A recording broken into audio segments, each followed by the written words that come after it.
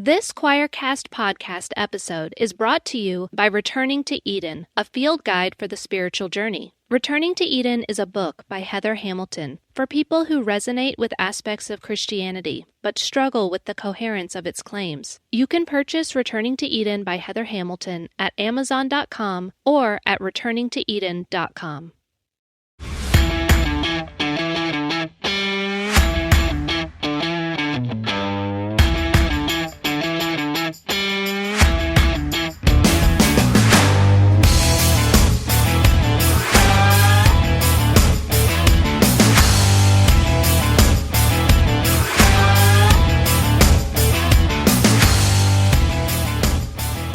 Hello, boys and girls, mums and dads, and welcome to I Was a Teenage Fundamentalist.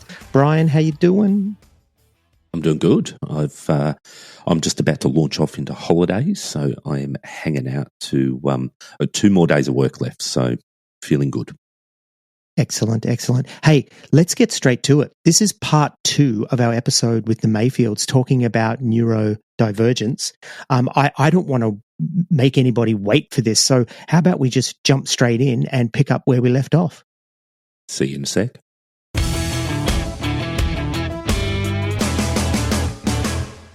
Hey, if you've been diagnosed with ADHD, maybe look at some autistic traits because you might have some of those, and it might be a better way of understanding yourself and understanding what you need to thrive. And I think I'm also psychic because before you even open your mouth, I said, Krispin, you want to diagnose me, right? I could see it coming. Seriously, this is my other trait now, right? I'm also precognitive. Mm-hmm. What is it? Precognitive? Whatever. So that said, right? Turns out I'm maybe everything, right? But let's go back to school, Danielle. Like, what about school? Was it there? Like, I can remember there was 4 of us. I went to school in Georgia. I really did. And there I was in like the middle of the classroom. There was 4 of us in our own desks away from the tables because we could not shut up. That's who we were. And I look back now and I go, oh. What about for you for school? Like I was constantly kicked out of the classroom for talking and mucking around. I wasn't a bad kid. I wasn't trying to be horrible. I just could not control myself. What about you? Well, I was homeschooled, so I had 0 adults who ever assessed me for anything. My parents were big into that world. However, for many years, I did say, like, if you think I'm kind of weird, it's because I'm homeschooled. And a lot of homeschoolers in the United States have autistic traits. So I don't know if it's because the parents are taking their kids out of school. I don't know if it's just because undiagnosed autistic parents are believing all these things about how bad public schools, so they're homeschooling their kids. But I actually experienced a ton of educational neglect as a child. And only, my parents never wanted me to go to college or anything like that, which is kind of sad to me because I think I am kind of smart. And DL, for the record, is very smart. Well, I just wish that I had access to something. Yeah, but that doesn't come from God. That's natural. Right? That's not spiritual, right? So don't get too puffed up. I didn't even know it was natural because my parents were like, well, you were born a girl, so... and then when I kind of hit puberty and I wasn't a very attractive girl, they were like, well, I guess you should be a missionary. No school for you. Probably not going to get a dude. You're very intense and not very feminine. And, it's just so sad how all these cultural factors kind of can come into play just on one person's life. And I know I'm not the only person who's experienced many of those factors. But for me, it was totally missed. And my parents believed really false information about autism because of the information in the 80s. My mom, is a conspiracy theorist. So she believed that vaccines caused my brother's autism and that my brother died in a car wreck when he was 5 and I was an infant. And so her narrative was God took my brother to heaven, and in heaven, he was healed, right? To be autistic is a sign of something went wrong, something bad happened, right? So I don't think there was any way anybody in my family would have been open to the idea that I was autistic because of that narrative already in place of autism is something horribly wrong, right? It's a disability that is worth sobbing about, this kind of stuff. And so I think that also played into why now, I have a very, very complicated relationship with my parents now. But what my mom in particular is not surprised about my autism diagnosis at this point. And so that is very interesting to think about. And my family, they don't really talk to me a ton, but the autism thing I think does make sense to them at this point. Yeah, I do. I will say that I think something that's really worth mentioning for you is that, even though you do miss things, you know how to follow the like societal norms generally, and it takes a lot of energy. Oh, so much energy. Right. So I think there's that piece too, especially I want to just put this out there for people that are listening that are like, I can totally show up in a social situation and I can play it off well enough that people don't know how hard this is for me, but it really takes a toll. Yeah, I recently found some journals from when I was in my 20s, right before I met Krispin, a few years before I met Krispin. And in my mind, I'm like, I was doing great. I was working with refugees. I was working at coffee shops. I was going to Bible college. And when I read my journals, I am so full of dread and anxiety. I hated going to work. I just wrote about how I was worried about upsetting everyone, about doing something wrong. I would just stress about it for hours. Like, these are journal entries of a very, very miserable person. And how do I end all of them? God, please, I must try to follow you harder. It must be because I'm not evangelizing my coworkers enough. Like, God, I'm a miserable wretch. Please forgive me. Thank you. I feel so close to you. I'm sure it'll be better tomorrow. It never was better. Right. So it's just interesting. I thought I was masking really well. Well, I thought you were so cool and had it all together, but underneath the surface, right, I'm paddling and there's so much dread and shame. And then eventually it got to where I'm in my 30s and I'm struggling with suicidality. And this is unfortunately a reality for so many people, especially those who have been missed, who are undiagnosed and have been working their asses off, right, to function, even at great personal cost. Mm-hmm. Anxiety, depression, and suicidality are sort of like the end goal. If you keep going along that path, and that is definitely a part of what happened to me. I would say, especially if you are raised female or socialized female, right? Because men can often get away with being aloof or missing social cues or just being like, I'm just logical, those sorts of things. But I just want to say, like, for femme folks, especially, it just has such a huge psychological cost. Thinking of you, but also of all the folks that I've worked with and all the research that I've read. I'm sure that's happened to you too, Troy. Yeah, well, I was going to say, I can remember, Brian, that you remember Jim McMillan gave me a word once in our youth group, Pastor Jim McMillan.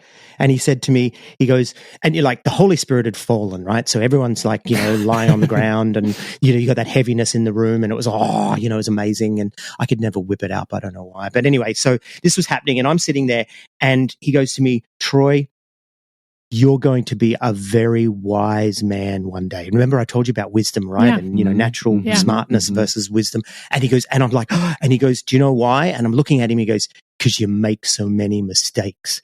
And I just went, and just internally just collapsed. And Maddie McGregor, Brian, was in front of me and he reached his hand out and tapped me on the leg. And for Maddie McGregor to show you compassion, you're fucked, right? Like in that moment, it was just like, but this is the kind of shit I got. I mean, my ex-wife describes me as having an unmanageable personality. Like within the last 10 years, she said that, right? Like this is what I got at church. It was constant. And I can remember listening to the Two Princes song, Two Princes by, who's the band? Spin Doctors. Spin Doctors, yeah. I don't know if this is a location thing or a generation thing. No, it's a 90s track. It's about these two guys competing for the one girl, and one's just basically a fuck up and poor, and the other one's rich and awesome. And we're listening to the song one day, and she goes, "Oh, this song just reminds me so much of you and me." And I'm listening to it, and then I looked at her and I said, "Hold on, are you saying I'm the bad one?" And she goes, "Well, yeah, because you didn't have and like this." That was my experience in church, constantly and consistently told I was a fuck up. And, now looking back on it all, I just think, and this is where I don't want it to be, oh, you did have ADHD, so it's okay for them to say all that. It's like, no, you had the Spirit of God. You were led. You were supposed to be where everything was okay. And it was actually worse, far worse than it is out here. People are more willing to forgive you, probably because they don't have to see you every Sunday, right? But people are more willing to forgive you out here than in the church. And so, yeah, it's just shit. I told you there's going to be therapy. I'm going to suck my thumb. You should. Well, I mean, I think that, like, as we've been writing Strong-Willed and thinking about authoritarianism and Christianity and this idea of there is one way to be, there's one way to live, there's one way to act. Jesus is one way, right? And neurodivergence is a threat to that. Yeah, totally. Right? It's a threat to, and so thinking about you in youth group, as a young adult, they're trying to form you into, this is what a mature, Christ-like person looks like, right? And you are just you're your neurodivergent self, but there isn't room for that in that sort of worldview. I think also, I mean, if you look outside of the church just for a moment too, we're in a place, I think, globally where we understand neurodiversity better than we ever have. We've still got a lot to learn. But probably within the church, there's, that transferable learning to a degree. I think we've got the spiritual overlay that we've referred to, which makes it different. But what you said before, Dale, about looking at people and them having it all together, I think that is something as humans, we strive to at least give off an air that we've got it all together. And it makes it incredibly difficult. Also, when people have got several personas and you've got an Instagram persona, you've got a Facebook persona, you've got a TikTok persona. So you're absolutely trying to sell yourself as someone who has it all together. And we have such a dishonesty, I think, with each other that we've got it all together. And Krispin, you'd see this in your work, and I see it in mine. I don't do direct client work these days, but within the organisation that I oversee, we have a lot of group work. And within that group work, there's a real richness of people coming there going, I am fucked up. I'm so fucked up, but I can't let people know that I'm fucked up. And I certainly can't let people in. You get them into a group and you've got a few weeks of people flexing and, really trying to keep each other's at bay, keep that persona up until the walls start coming down, and a real power in people going, you know what? I'm fucking exhausted at trying to keep it all together and make it look like I'm all together. I'm not all together. And then you get all these people in the room. It's a group of maybe 12 or 15 going, yeah, man, it's hard. Life is hard. And there's a real power in that. But as humans, we're so resistant to it. We're so incredibly resistant to letting people in and letting them know that we're fucked up as well. But Brian, isn't that what the altar call was about?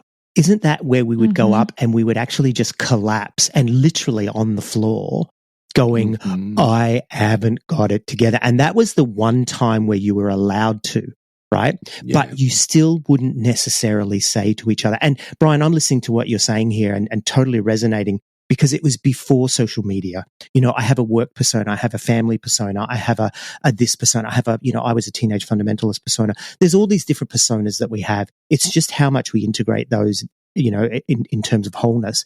But at church, there was that time at the altar call, wasn't there, where you could actually go, I'm the worst in the world, blah, blah, blah. But you still didn't let others know what was really going on. Yeah, very true. Well, sometimes you would, and then that would be sort of used to cement your in-group status. Like, Brian, as you're talking, I'm like, that sounds so beautiful, so human, so connecting. And that's what probably all of us wanted from church, and we're promised from church, even small groups, right? They try and foster this community, but in the end, you all have to agree like on the same things, and your vulnerability is used against you. Right. And in that setting that you're talking about, it's like, this is the normal human experience. We don't have it together. In the church setting, there is that relief, but along with it is like, and the fact that you don't have it together and you're not like Jesus is a real problem that we need to work on, right? Like it's this mix of like, you are accepted and loved, and then also like, but not really, right? Like you really it's coitus interruptus. right? You're just pulling out at the last minute, right? Like, oh, I was like, boom, and then does you that stop. word mean what I think it means? Yeah, that's what it is. It's like you're almost there, but you don't get to come. Sorry. The metaphor that I've used is like, it's like medicine with a little bit of poison in it. You're like, I'm struggling out here, and they're like, hey, we have the thing.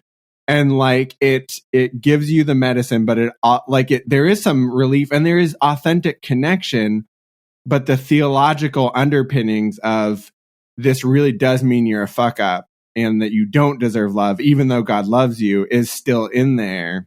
Great metaphor, Crispin. But I mean, you can keep yours, but but also there's two things I want to say here, and that is, firstly, you can never be good or perfect until Jesus returns or you return to him. So they've got you. You're there, and they're the only ones that can help you. Secondly, I'm loving Crispin that says fuck, because you really struggled with saying fuck 15 months ago when we last chatted to you. So I'm loving this. It's so good. DL, I still makes me giggle. But apparently he has to see it through. He can't pull out early, right? We're going to have to work on him with that one too. No, DL, you've taught him well. Oh. I was going to say, Troy bringing up, stuff to do with the penis just reminds me about every single male pastor, every single book we write. It's just, people love the phallic imagery in the church. They really do. Mm-hmm. It's just all there. I never saw it before because I didn't understand. You've got to listen to our episode then when we went back, the double episode. There was so much coming. Right? Seriously, like, come, Jesus, come. There was all this come, Holy Spirit. Wasn't there someone that literally said, come hard, Jesus? Someone actually said, come hard, Jesus. Over and over. Oh, my gosh. I believe it. Oh, my gosh. Yeah, we deconstructed the innuendo over 2.25 hours, and there was a lot of it. I mean, some of it I think we probably slightly twisted just for a bit of fun, but most of it was... Yeah, it was quite sexualized. The best line, though, wasn't it? The best line was, "Dear Lord, don't let us ever become religious." I literally laughed out loud. I went, ha ha! And everyone not everyone, but a lot of people looked at me like, what's he laughing at? It was like, well, that was cool. Oh, my God. I remember sitting with a pastor once, meeting with a pastor. Coffee with the pastor. Yeah. Always a good time. He was like, the most clear picture that we have of God is a man and woman coming together. And I thought, like, oh, you must. I don't know why you have such a problem with people watching porn in your church. If, like, a picture of a man and a woman coming together in sexual intimacy is the best picture of God we have. Hey. To be fair, coming together is heaven. So it's. I think that's great. I think that pastor actually, that was a word. What is it? Climb your tree and pick your pomegranates. Isn't that what he says in Song of Songs? Song of Songs? Yeah. Something like that. Yeah. Something like that. The pomegranates. I remember a friend of mine said to me at church once, he goes, you know what a pomegranate is? It's this round fruit with a little knob on top. And then he just smiled at me. Right? And it was like, and that's when I got it. Hey, enough of this. Here we are again in the gutter. Let's get out of the gutter. Yeah. So did you just mimic our accent? I think she No, I would never. She did, didn't she? Hey, that's I think she that's took an autistic thing. I think she took a piss. Yeah, she's been watching too much Bluey. So, coming back to this. So, my question before was, how do we reinterpret this then? Those of us that are neurodivergent, right? That are looking at this going, okay, this is who we are. How do we reinterpret everything that happened? And even in terms of deconstruction, should we look back on this and say, okay, I need to own that one. This one was on them. Or do we just go, because I told you my escape clause is, no, sorry, you're supposed to have Jesus and he's supposed to, make you awesome, and he's not. And that's the other thing that you said, Brian, a moment ago about, 30 years ago, we weren't very aware of neurodivergence. I get it. So I don't blame the church for that. But I turn around and go, but you told me that you weren't going to be like that. You told me that this God wasn't going to be like that. So I let my guard down. And that's another thing with the altar call. You let your guard down, or you confess to someone, and then it comes back and gets thrown in your face, possibly by your ex-wife. Like, it's just insane. I mean, that is you can speak for yourself on your own experience, DL. But for me, that is the thing that pisses me off the most about churches, is just that message of you're accepted no matter what. You belong here. Right. And like, this shows up in so many ways. I think one of the most damaging ways has been with queer folks, where churches will say they'll have a sign out front that says everyone's welcome here, but they don't actually mean that. I just think it is part of church culture. And I think especially a part of, not like I lived in the like early 20th century, but like, I don't know, in the 1950s, I imagine that it was sort of like, yeah, we know that like there are these expectations. Then you get to the 90s and mega churches and they're like, let's just pretend like everything's cool and everyone's welcome here.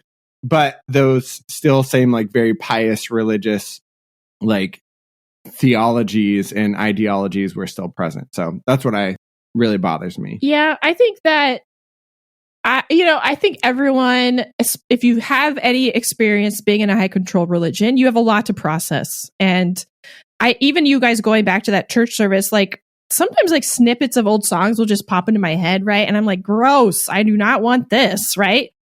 But sometimes I've started like, well, I gotta sing it out because I sang it a lot, trying to mean it, trying to will my spirit, into God's spirit. Like, why don't I just sing it out knowing full well that it's a bunch of bullshit? Like, let's do that. Like, let's get it physically out using my voice. Lots of like dancing, like doing some somatic work, like being in your body and letting some of the songs, some of the messages. Like now when I hear a Christian doing something shitty, I scream sometimes, right? I just scream into a pillow or do something like that. I just think we have so much, especially in charismatic spaces, right? You have a lot of like physical experiences you had inside these walls, and your body probably wants to get some of that out somehow. Now, maybe it's through screaming in excitement when the Cowboys win. I don't know. Like finding ways, right, to let out emotions, whatever they are. I just think that's a really important tool for people. I think for so many of us, especially even with our project Strong Willed, talking about childhood, like there's so many reasons why nobody wants to think about their childhood. Okay. I get it. And at the same time, I think sometimes our body's telling us like, I want to push against a door frame as hard as I can, right? And get out some of this rage or stuff like that. And so I'm trying to just listen to my body. And a lot of it has to do with like some of this music, some of these messages. I don't know. I that's just something I've been thinking about. We have a lot of grief and a lot of anger that I feel like we should allow ourselves to feel when issues with the church come up, because those emotions in particular were so policed, right? You're not supposed to feel those towards the church. So I say, let yourself feel even it. The way I was saying to you guys, I was saying, should I forgive or should I not? Even that's Christian language, Oh, it's so Christian. I'm just like, Troy, it's not about if you should or not. It's like, whatever you're feeling is what you are feeling, right? Yeah. And you shouldn't hurt other people with those feelings. You should not bottle them up and explode them onto somebody, but like you got to feel them. And I think for people like us, it's a lot of grief and a lot of anger, I think. Therapy. So what does that do for you when you tackle it head on rather than avoidance? Because people's natural tendency quite often is avoidance, look away, that's too traumatic. You're saying embrace it. You're saying let's throw ourselves into it and see what happens, essentially. And people may be really afraid of that. There'd be a lot of people, I know we get feedback from the podcast of people going, fuck, you guys were really brave going to that service. Or you were, not just to us, but to others of, hey, kudos to you, you tackled this head on. What are the benefits that you see? Because I know a lot of our listeners will be going, fuck that, I'm avoiding this at all costs. What are the benefits for you throwing yourself into it? Well, I wouldn't say throwing myself into it, but everybody has to start where they're comfortable. And for me, it all did start with being able to slowly start to be in touch with my body, especially as an autistic person. being very sensitive to so many stimuli, right? I dissociate all the time out of my body and I'm in my head. So even doing things like an ice pack on the chest to calm your nervous system, I would say look up nervous system regulation tips. That was the first thing that helped me begin to be in my body a little bit more. I also go to somatic therapy, in-person somatic therapy, which is helping me connect to my body, to process emotions. It takes forever. And then you just get really weird with it. If your body wants to do something weird, let it. Like, especially for autistic people, ADHD people, we've been so socialized not to stim. But you can just go look at kids at a playground, right? See what they do. Look at a little ADHD kids, see all the things they're doing. They're rocking, they're swinging, they're jumping, they're clicking, they're snapping, and try doing some of that stuff. And sometimes the emotions will come later. I will say the reason we do this is because we also want to experience joy and pleasure. We want to experience the good things that life has to offer. And if you're dissociating and numbing yourself from the bad, it impacts your ability to experience pleasure. And so even though it sucks to go through and do all this work, like I am loving my life more than I have, right? And enjoying it and being able to be in the moment and say, this right now is really good. I know some shit's going to come up in an hour, right? But right now, like this is pretty fucking awesome. And that's such a gift. That is such a gift. And I will take it for all the pain and all the work of processing, all the shit. I'm like, yeah, this is worth it. When I go walking, I actually catch myself going on my fingers, going tap, tap, tap, all of them, like 1, 2, 3, 4, 5, 1, 2, 3, 4, 5. And I'm aware of that. And I go, oh, there it is. And another one that I do, by the way, which I've done ever since I was a kid, I always have to eat an even number of peanuts or M&Ms because there has to be one on each side. That's right? Going on my list. And then if I get one left over, I bite it in half. It's also on my list now, Troy. Sorry. Yeah. I mean, I think what DL said really captures the most like important and powerful parts. I find that exploring this stuff is really important because it continues to impact the way that we approach life, the way that we are thinking about things, the way that we think about decisions, all of that stuff. I run into this with clients often where it's like, yeah, I just kind of moved away from the church when I was like in college. But as we're talking, there are these assumptions kind of about the way that the world works, about how relationships work, all those things that are, at play. And so I would say that. I would also say that the way that we are treated as children has a big impact on how we treat our kids and how we parent and what comes up for us when we're parenting. So it's good to do your work, yes. To not pass on shit, It's funny you say that because one of the things that I've been talking about with my own kids is my parents came from pretty bad backgrounds, right? And I don't mean bad as in bad people. I just mean bad as in they didn't have a great deal. And they really stepped up and really, and they gave us so much more. And so I said to my kids the other day, I said, I feel like I'm a success as a parent, and it's much more than this, I know, so don't diagnose me, Krispin, but we're a success as a parent to some degree when we just at least give our kids a step better than we had. And so my parents gave me an education. They gave me, the ability to have so much more than they had. And now with my kids, we have conversations about emotional regulation, right? We have conversations about mental health. We have, and it's not a dirty word in our house, and neither is it a dirty word at their school, right? It's a pretty cool place for them to be. But, we can all go to therapy. We can all be in programs, mental health programs or wellness programs, things like that. And it's just not a thing. But I can see that my parents didn't give me that, not because they were bad people, not because they were holding things back, but because, what's that guy say? It was the 90s. We just didn't get that because it just wasn't on offer. But being able to offer it to my kids, I think that's a sign of really good parenting. So it's not just an economic step up. It's an emotional step up. It's a wellness step up. Totally. And in that, and I say to them all the time, when you go to therapy, I want you to remember this. In spite of everything I did, you were always loved. And I love you so much. And I say that to them because I know they're going to go to therapy and talk about me. I know it, I think every parent, even though I see the worst of the parents with my work, like the absolute worst damage to children, abuse, it's horrendous. But I firmly believe in the goodness of people. And I firmly believe that you do everything you can with the tools that you've got. And our job, certainly the organisation I work at, is to give people the opportunity to actually have better tools and have better recognition and be able to do that healing again, so you're not really transferring that intergenerational trauma, or certainly to the best of your ability. So I do think that people go into it, and it's really difficult because as a human race, as we evolve, we get to know more. And we're becoming greater complex thinkers. So we can look back on the past generations and we can say, well, they were fucked. They did a really shit job.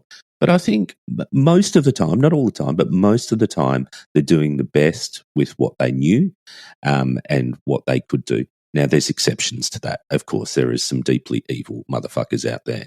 And I also think that, because I talk about this with clients often, and I think some of it is understanding, like, what do you need? So I think, because we were just talking a minute ago about, like, if we don't do the work, what are some of those assumptions? And I think that there are some really big religious assumptions around your parents are your parents, or you have to do everything that you can to live at peace with others, which a lot of times means accepting a lot of really shitty behavior from parents because you have to be the one to reconcile or to, those sorts of things. I think it's different for everyone, but it's really important to me to always let people know you get to decide what is healthy for you, and what's best for you. And that's a whole other conversation, but I think people can do their best and it can still not be enough, right, for you. And I think as parents now ourselves, it's like, I think I'm so happy that there's shows like Bluey. There's stuff about emotional intelligence out there. Like, I have a steep learning curve when it comes to that stuff. And I am just so grateful to have this stuff being more widespread. Like, I just think it's a great time. And I grieve a lot. I wish my mom had gone to therapy instead of believing that instead of going to Jesus, instead of that Jesus fixed all her problems. Like, I'm sad about that. And I totally know why it happened. I do. And it's just so interesting to be like, you can hold all these things about being a human. And that's the best thing for me about not being a Christian, is I get to be a human for the first time ever. And that feels like really scary, but also like, wow. And now if I can be a human, then other people get to be human too, and that's helped a bit with my justice sensitivity, because mine was kind of off the charts and leading to unhealthiness in my mental space. So, yeah. Krispin, I'm really interested, and please feel free to go, no, fuck off, we don't want to talk about this. You're well set because you work in the space. You're a therapist. You get the way to work with people. But for those listening that do have a partner who's neurodiverse, what are some of the things, some of the tools, and some of the things that you need to be aware of that you might not be aware of, that you can actually help your partner or those people in your life? Over to you. Yeah, one of the biggest things that I run into is people being, and I'd be really curious to hear your input on this, Troy, but what I sort of hear from folks is like, okay, well, they'll go to therapy and say, they'll come to me for therapy and they'll be like, okay, I don't want ADHD to impact my life. How do I learn the skills and strategies so that I don't make these mistakes? Just recognizing this is the way that a person's brain works. And so what are ways that you as a couple can come up with accommodations, come up with ways to do things that take that into account, right? So, like I've worked with a lot of people where it's like the partner's like, I really want you to remember when I tell you something. If you really matter to me, then you would remember when I tell you something. And saying like, hey, with an ADHD brain, that's probably not going to happen. We can write it down, and I will write it down because it's important to me. But that's just like a really simple example. And I think, why don't I tattoo it on your forehead so I never forget? Right. See how that goes. And when they say no, you go, well, I tried. I mean, it is really interesting. It's important both to recognize that there are things that are just not going to go smoothly. Something that we think about, that I think about, and I think we talk about, is like having a neurodivergent family means letting go of neurotypical expectations. And so there are these ideas of like, we're going to, neurotypical expectations are like the house is clean, the yard is mowed, and we went to 3 birthday parties on Saturday and we did all the things, and that does not work for our family. And so a lot of times some of that friction happens because you're white knuckling it, trying to do all those things. And what I find is helpful for couples is to look at like, all right, how do we thrive? How can we set up a life that works well for us so that we're not fighting about things that aren't going well? My daughter says to me, why don't we have family friends? And I'm like, because your mother. And that's the end of that. That's the end of that conversation. And she gets it, like it's just the way it is. But yeah, that's right. You have to make accommodations for each other. But I don't know. I'm at a place now, like even that one, like, why don't we have family friends? I don't care anymore. I really don't care. I've got my friends. She's got her friends. We don't need to have sensory overload events in our backyard to be good people or to be friends. And, but I had to learn that about her. I mean, that takes me back to house church, when we were shamed for saying, hey, this is like the 4-hour long social event is too much for our family. And them being like, but, good Christians, just hang out with each other. Yeah, our autistic child did not enjoy 4-hour long house church, and we were shamed for that. And it's interesting in retrospect. I'm not neurodiverse, and I would not enjoy a 4-hour house church. That sounds absolutely terrible. Well, you're not very spiritual, I guess, so it's fine. I'm actually not. I can definitely tell you that. That's what it is. We left when we went to the church service a few weeks ago. We left at the 2.25 hour mark, and it was still going. So, and I'm not sure how much time it had left, but I would imagine a fair bit because the altar call had only just started. It was just horrendous. But an hour and a quarter of worship. It was really, really long. I went to the toilet 5 times. Don't look at me and diagnose me, DL. No, I drank a lot of Diet Coke, but it was also just bored. I'll just go to the toilet now. I'm just be in my own little room. Mm-hmm. That's what I enjoy about flying as well. You go into the toilet and go, oh, my own space. Isn't this nice? Or you just get a private jet, just Kenneth Copeland style. It'd be fine. Jets, plural.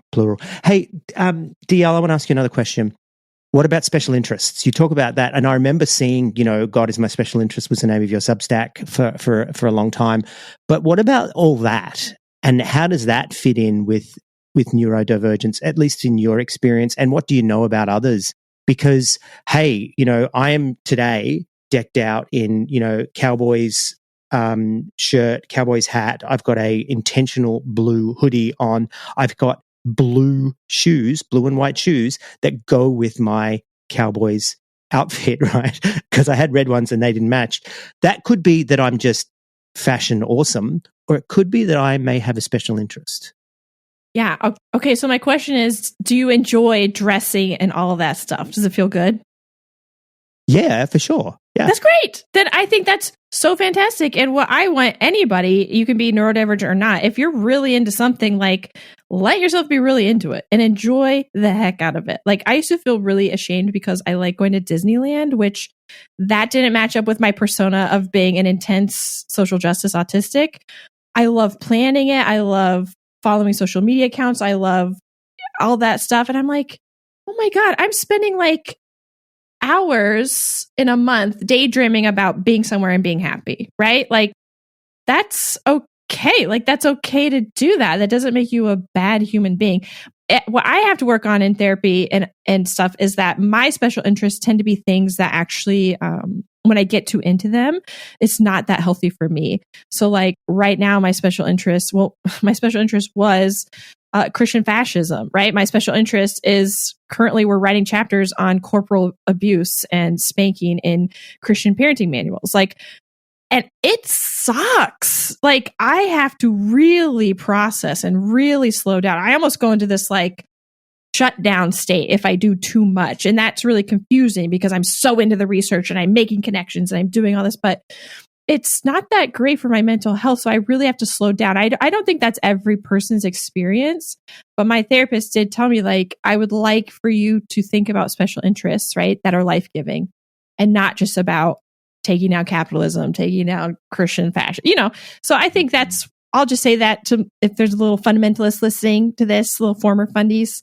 that pattern could still be in your life, right? Where you get really hyper fixated on solving a problem. And even for me, healing is like, how do I solve the problem of what happened to me in childhood? It's like, oh, you can figure out the pattern and it doesn't really mean anything. It doesn't help. Like, this is my one body.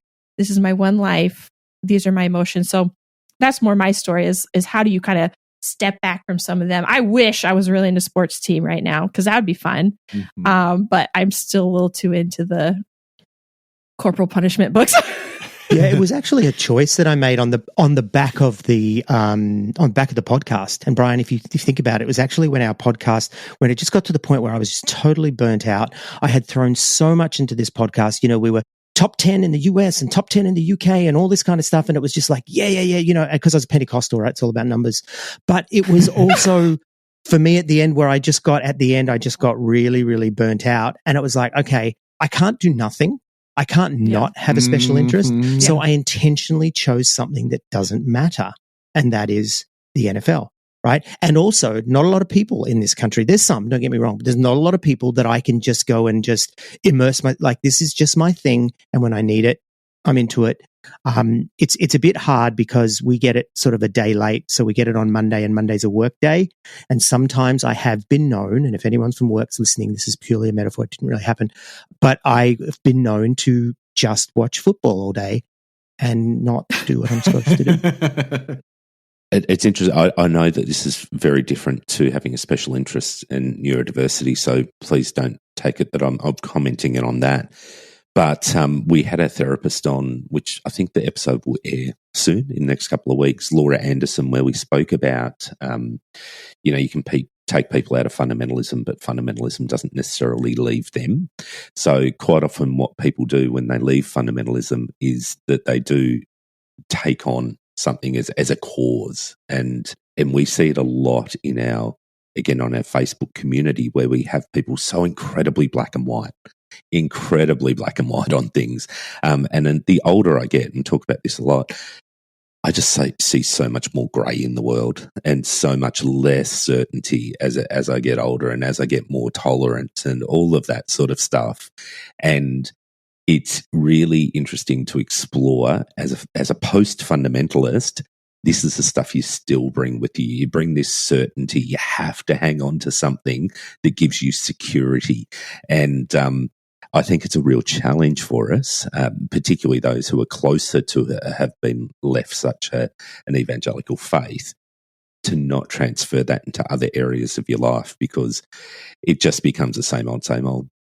Yeah, I think my way of looking at that is instead of sort of like policing how survivors respond, I think like we got to look and see who is indoctrinating people into black and white thinking as a way of being safe, as a way of being good. And so I'm more like, let's keep going for these people that ingrain that black and white thinking because that could be exploited for, the church. And yeah, I think for me, I spent a lot of time in activist spaces, right? And it's a trauma response, right? Is this, the world is black and white. This is how it has to be. And so I personally am also moving into a space where I'm like, my brain wants to go, into these pathways of who's good, who's not good. And I just keep coming back to this. I'm a human, you're a human. So that's kind of where I'm at. It's interesting because in some ways, like I appreciate those traits because those are people that also push progress forward. And I will say that it creates a lot of anguish in those folks often, having witnessed that in you. Totally. So that's where I go to it. It's just like I feel a lot of compassion for folks that are in that space because they are trying to, it is a thought pattern, but it's also like that idea of like, I want things to be better in the world. I see suffering. I want to alleviate it. I want there to be justice. And recognizing that when you live as though you are in control, like you have a lot more power than you do, which I think is something that evangelicalism teaches us. Totally. Right? Is like, you have to go out and you lead people to Jesus and you save the world and you turn the nation back to Christ. And so then you leave and you have this idea of like, it's up to me to like end white supremacy and, or something like that, which is very important, but you don't actually have that much power as an individual. And so anyway, I just think there's so many ways to look at it. That's what the Ladies from the Feet of Clay podcast said to us as well. Because Keith Green used to say, this generation of believers is responsible for this generation of souls. And they're like, no, I'm not. And I never was. And now that I've left, I'm not responsible for Last Days Ministries either, right? It's not what I have to do. And yeah, it's very much like that. And I think for a long time, the podcast for both of us, Brian, neurodivergence or not, we were both thinking, this is something that we should do. This is a good thing. And it became a cause. Well, do I ever identify with that? I mean, 2016 happened and we were like, okay, how do the two of us turn evangelicalism around? How do we change? How do we change it? Right. And it's like, what the hell were we thinking? Right. We can't change all those people, but it's still okay for us to be humans and be growing in the process and, coming to where we are now. But I think it's a good thing and it's a good way to tackle things. I mean, as the world gets more and more and more complex, I think we are pulled towards more binary thinking because we want safety. And I think safety. Absolutely. And binary thinking provides safety. But it's how do we sit with that complexity? How do we wrestle with it? How do we talk through it? And I agree around the activism. I mean, I've been an activist most of my life as well. But sometimes I check myself and I go, why am I doing this? What am I doing this for? Has this just become about me? And constantly thinking through those things and making sure that I'm staying on track, I guess, with it. And, there's different types of activism too. There's very loud activism.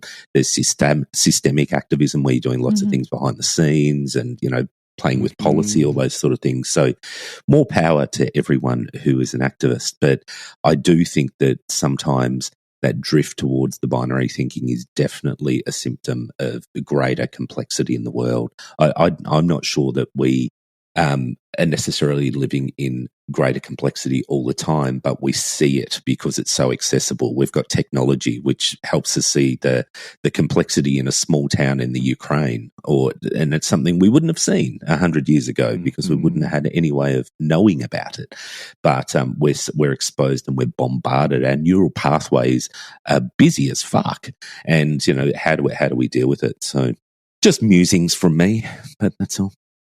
Well, and that actually kind of goes back into our current project is we just see how authoritarians really exploit people who have this fear response and are seeking safety by appealing to an authority figure. So that's kind of what we're trying to do. And in the process, learning how to be humans and, validate the lived experience of people who grew up in evangelicalism and beyond. And I just have a special spot in my heart for all the late or non-diagnosed neurodivergence out there.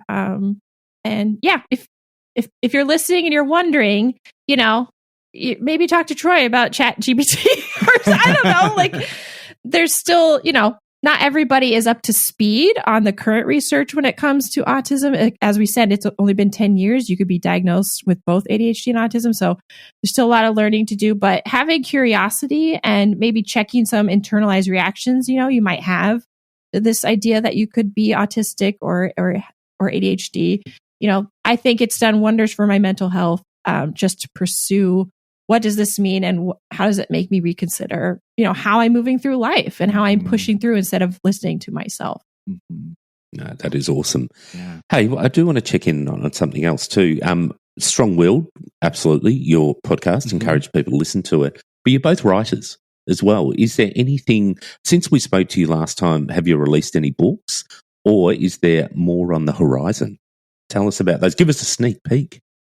Yeah. I mean, really strong-willed is where all of our mental energy has gone for the last year. And it is a book that we are putting out chapters by chapters. I think we're up to 8 chapters now that we've published. It's free. It's accessible to everyone.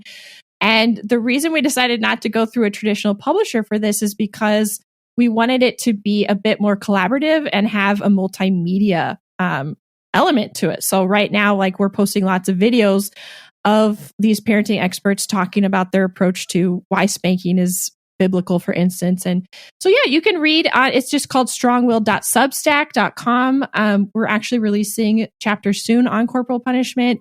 And so that's where all of our energies lies. It most likely will eventually become a physical book as well.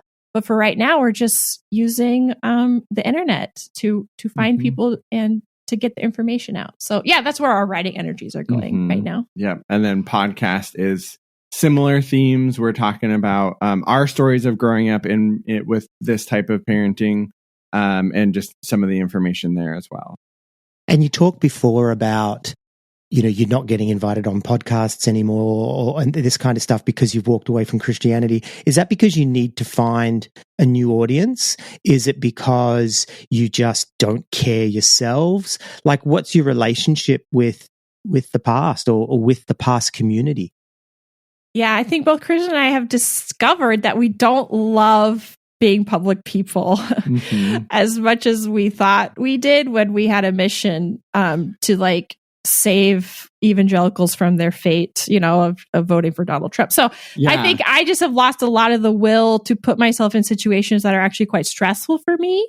Right. I mean, I think my book was really just like trying to figure out how does this, like, something's wrong with my version of Christianity, but it's got to work somehow. Let me write a book. Like, I did all the research. I did all the reading for me personally to try to figure it out. And then I made it a book. And when you don't have that angst, then you don't do as much writing of books for me personally. Yeah. And we're slowly getting into a space where we are doing a bit more collaborative work. But for a while there, the research was just so heavy. We kind of had to just put our heads down, get out the work, get out the content. And hopefully after our first year of putting out all the content, we can kind of circle back, invite more people into the conversation and do more collaborative work. I just can't do that right now while also trying to put it out. So you guys, it's a real honor. It's because I listened to your podcast. I know your vibe. And I felt safe enough to be like, yeah, I think we could have a really interesting conversation with them. And I won't need to go lay down for 5 hours afterwards and reassess if I'm an idiot who said horrible things. They're just fun anxiety things, just fun things like that. Yeah, don't stress. That's what I do too. I even as we were talking, I'm like, wow, you do wear a lot of blue and white. Oh, wow. So, hey. Enjoy it. Yeah, I'm gonna enjoy it. I'm gonna go to the supermarket, dress like this. That's what I'm gonna do. Good. Hey, so tell me, what about your relationships? Like, you have a sister who runs running the Holy Ghosted podcast, and what's the ratio of Christians to non-Christians to ex-Christians in your lives now? It's funny. I have a really cool friend group, and everybody is like slowly getting their partners to leave being in paid ministry. And I just love that so much. We're just like, I don't know. We're slowly building in real life relationships. It's really sad because our kids are, on the LGBTQ plus spectrum, and just recognizing we don't have any safe elders in our life for them because of our parents and their generation all being conservative Christians. So we're just kind of slowly starting over with some community. And then as far as like online, I'm just not into all those parasocial relationships anymore. And I think I was pretty hurt by how progressive Christians, ghosted me. The second I wasn't affirming how Christians are the best ever. So I think I still personally am a little like, oh, that was hard. And I got to be a little more careful about when, in my mind, we're all on the same team in a way, but then I'm very honest on the internet. And I think that my honesty about my anger at the church sometimes it's off-putting to people who are at a different spot. And so I'm learning to accept that.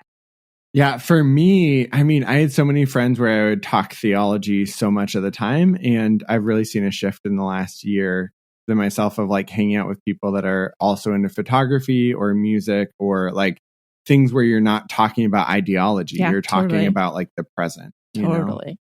So I hear other ex-Christians, but what about people that have never been Christian? Do you have people like that in your lives? Do you have meaningful relationships, or is it still people that are journeying? People who are journeying. I'm like slowly trying out all these like weird subcultures to see if one of them will fit me. I'm going to like a learn to play Dungeons and Dragons thing next week. You know, I've gone to a Comic-Con. Krispin's going to a lot of concerts. So we're like, it's definitely on our radar. Like, we don't just want to be friends with people who are ex-Christians. But for now, I'm so glad I have those folks in my life. And it's really awesome. But it's fun to explore different ways to connect with people. Yeah. And I mean, as a therapist, it's been great because like for a long time, I've had friends and community that are not Christians, and we get to talk about other stuff. So that's nice. Life is full of weird and wonderful people, and it's great to explore all the different ones. I have a couple of good friends who have been Dungeons and Dragons players for many, many years, DL, and they love it. It's actually a couple of friends that actually met. So yeah, met through it. It's something that is a very strong community, and I never got it until I actually knew them. And I know another guy I worked with, LARPing. Do you guys know what LARPing is? Mm-hmm. Yeah. Mm-hmm. So in the gardens near our work, people used to LARP medieval full battles and all that, and he'd invite people after work, and I was like, these people are fucking weird.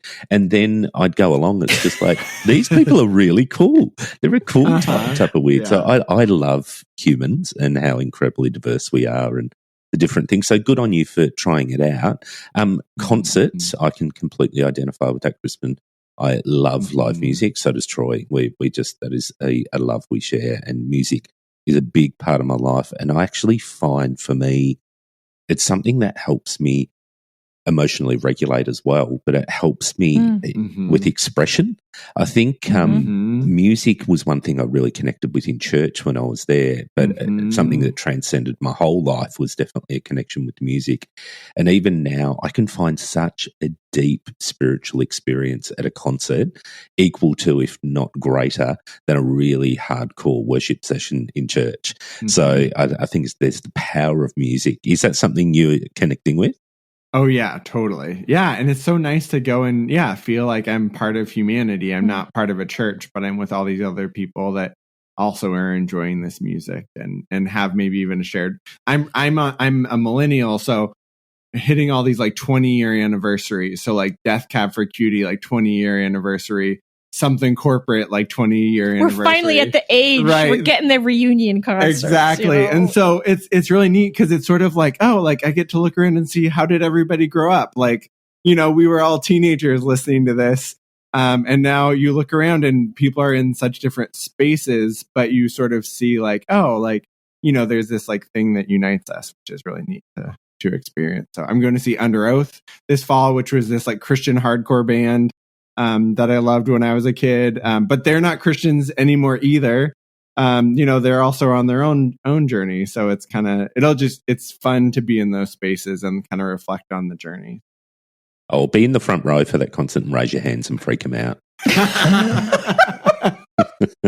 Actually, a lot of people, this is what I do notice at concerts, a lot of people, when they really get swept up in the emotion, raise their hands up. It's such a human reaction, and it's not owned by evangelical. Well, guys, I'm reading the social cues here, and I'm thinking we're coming to the end. Thank you so much for being on our show. It is so good to see you. I really do love you guys, and I know that may sound really trite, but it's not. I love seeing your faces. I love hearing your voices. So great to see you, and so great to hear you're flourishing and thriving and doing so well. So thanks for coming along. Thank you so much for having us. I feel the same way. It's just so great to talk with you. It's really lovely. It's great. And I don't know. Anytime somebody is willing to be honest and process things, it's just really helpful to me because that's one way I make sense of the world. So listening to your guys' podcast helps me feel less lonely because I'm actually not listening to very many stories about ex-Christians or any of that. And yours is one of the few that I do. And I think it's a testament to just there's a lightheartedness, but there's also real depth to everything you're talking about. So thank you for doing what you do. Thanks for having us on here. It's always a treat. And I really want to imitate your accent, and I probably will go do that on my own. Do it now. Do it now. No, I can't do it now. Oh, okay. Go listen to more Bluey and then come back and do it. Exactly. Awesome. People tell me I sound like Bluey's dad, That's what people say to me. Like, even in Australia, they say, you sound like Bluey's dad. You do. You really do. Yeah. Yep. That's the real reason the podcast is so successful. There's a subconscious association. You're riding the wave. I love it. Yeah. We'll ride the Bluey wave. That'd be great. I was a teenage fundamentalist hosted by the Hemsworth brothers. That's what we should do. Yeah.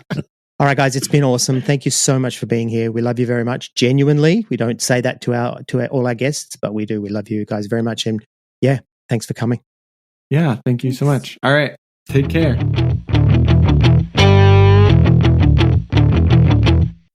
If you'd like to connect with the I Was a Teenage Fundamentalist podcast, then please see the links in our link tree in the show notes.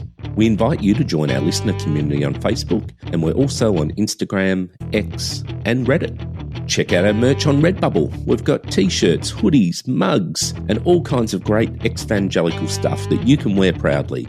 All proceeds go to building and promoting the podcast.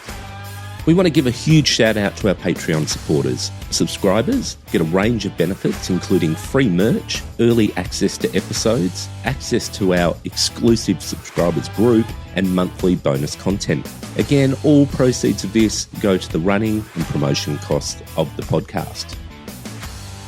A special thanks to Ava, who manages our social strategy, and also to Kerry and Bree, who manage our Facebook listener group, and also to Bree, who puts out our monthly newsletter on Substack.